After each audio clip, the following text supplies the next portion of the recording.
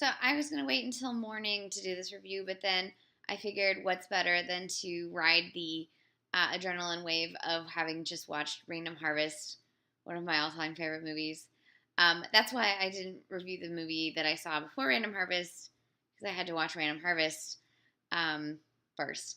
And so the first film I watched today before Random Harvest, which if you haven't seen Random Harvest, I'm going to say Random Harvest like 5 more times. Please watch that movie. Was 1947's A Double Life. Also really freaking amazing. So this is part of Ronald Colman month, and it's directed by George Cukor. This is the film for which Ronald Colman won his Oscar. It's written by Ruth Gordon, like the Ruth Gordon, and her husband, Garson Kanin. It's amazing. It's kind of a film noir, kind of just a really dark psychological drama. It's basically like, here's why the method is not great and can unhinge people. Ronald Colman plays an actor who's divorced from his wife, but they're still an acting couple because she's like, brah, I can't live with you, but they still love each other. So they're finishing up a really long-running comedy when his producer is like, hey, you remember that time you wanted to do Othello? Let's do that. And his wife is like, you're really good when you... Oh my God, music just started. Hold on. I don't even know why I just did that. Hopefully I don't get pinged on YouTube for Spotify coming on out of nowhere. Anyways, it was really weird. Okay, so the wife is like, when you do comedies, you're a really nice guy to be around, but when you start doing this dark stuff, I can't. You get too into it. I can't be with you anymore. You go crazy. So naturally, they do Othello, and he starts to disintegrate.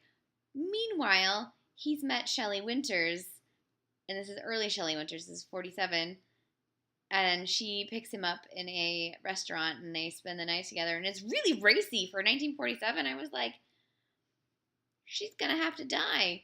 Because she's a promiscuous woman, and this is 1947, and the production code says if you're a promiscuous woman, you have to die. So, you know how this is going to go. And there's some great supporting roles from Singit Hasso as the wife and Edmund O'Brien as a press agent. And it's just a very evocative, moody, dark, wonderful film. Some really great acting on acting and great monologues from Colman.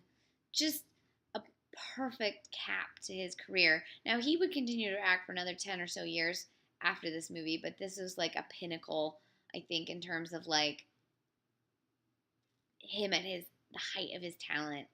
And God, he's beautiful in this movie. And I can see why Shelley Winters would like pick him up, and she flirts with him and goes, you're cute, and he's just like, yeah, I do. I know I'm cute.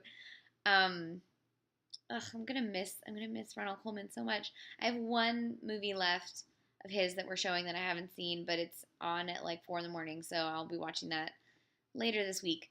I'm gonna have to track down the rest of his movies. I don't even know how I'm gonna do this. I know we're showing one in August, Condemned, which is one that he was nominated for an Oscar for the year that he was nominated for Bulldog Drummond, because it was in the 20s and the crazy years where you could get nominated for a bunch of performances and they just put it all in one nomination. We're showing that on in Harding Day, so make sure you catch that if you are going through the Ronnie Blues, which I know I will. What else about